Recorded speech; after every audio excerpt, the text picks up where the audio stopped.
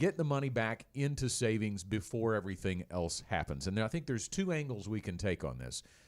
On a month-to-month basis, when you're working out of your budget, make sure there's margin in the amount of income you have versus the amount of expenses that are going out from your bank account, and set an amount that goes out first to pay yourself. When we say pay yourself, that means save it. Whether it's for something you're going to buy in the near future in a cash savings account, or whether it's for retirement in an investment account, get some money on a regular basis going in. And I think automatic pilot is the best way to do this, right? Having it in today's electronic world, Troy, you can get it going out automatically. Yeah, that's the easiest way to do it. And I think a lot of people do this in kind of reverse order. You know, they pay all their bills, they buy the stuff they want to buy, and then if there's anything left over, then they save that amount. But really, we need to be doing that the other way. We need to save first and then spend what we have left over after our savings, John. Scott, you mentioned the word margin. I love that analogy. It is very much like if you were in grade school when they were teaching you to write. You know, they had the red line on this side of the paper, and you didn't write past that red line because you had to have some margin out here because it looks ugly if you write to the very end. It's hard to read. Well, let's use a different analogy when it comes to finances.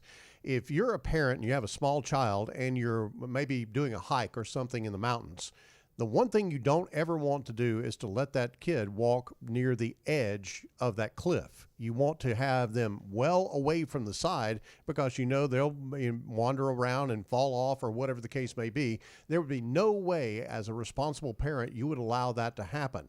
But we do that basically with our money. We spend everything that we make and then we borrow some, and then we wonder why we have financial problems. Well, you don't have any margin. You haven't created that distance from the edge that you need to create with your money and your finances. It's just that simple, but it's a very hard concept for some people to get a hold of because, again, Scott, there's no education about that.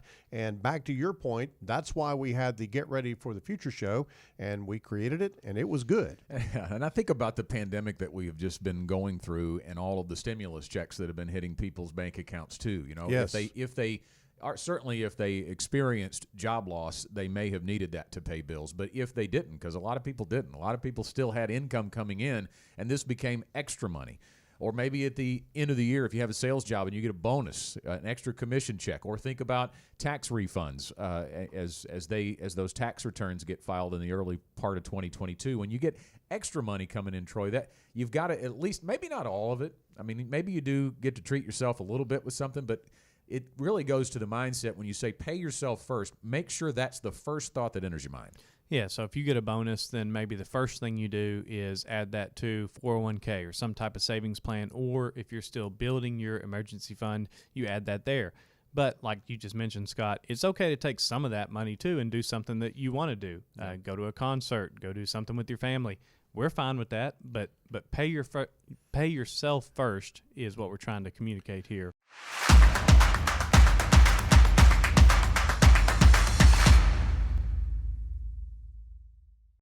Want more content like this delivered to your inbox weekly? Visit fastest4.com to learn more.